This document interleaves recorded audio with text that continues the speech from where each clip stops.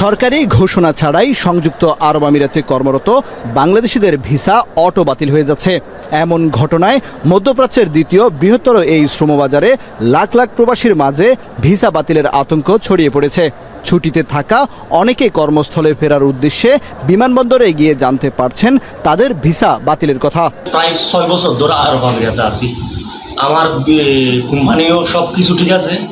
আমি হঠাৎ করে গত 2 মাসে দেশে আসার পর গত 22 তারিখে দেখলাম আমার ভিসাটা অটো ক্যান্সেল হয়ে গেছে। আমি যখন চিটাং এয়ারপোর্টে গেছিলাম তখন আমি শুনতেছি আমার ভিসা অটো ক্যান্সেল হয়ে গেছে।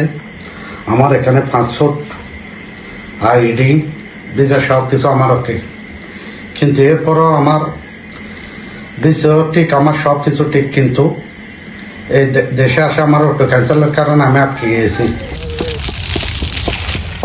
72 ঘন্টা ময়েশ্চার লক সমৃদ্ধ লিলি হুইপড শিয়া মিস্টিক গ্লোয়িং বডি ওয়াশ। শিয়া বাটারের গুডনেস স্কিন রিপেয়ার করে রাখে সফট ও গ্লোয়িং, ছড়িয়ে দেয় লং লাস্টিং ফ্রেগন্যান্স। দেশটির বিদ্যমান আইনে নিয়োগকর্তা চাকরি শেষ হওয়ার পর ভিসা বাতিল করতে পারেন। কোম্পানি বন্ধ হয়ে যাওয়া বা লাইসেন্স বাতিল হয়ে গেলেও কর্মীদের ভিসা বাতিল হয়ে যায়। কর্মীর বিরুদ্ধে অনুমোদন ছাড়া কর্মস্থল ত্যাগ, শ্রম আদালতে বিরোধ বা আইনি জটিলতা, কর্মীর অজান্তে স্পন্সর পরিবর্তন, দীর্ঘ সময় দেশের বাইরে অবস্থান করার কারণেও ভিসা বাতিল হতে পারে।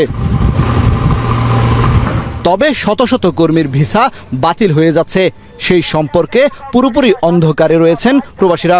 দেশটিতে নিযুক্ত রাষ্ট্রদূত ও কনসাল জেনারেলের কাছেও নেই যথাযথ উত্তর।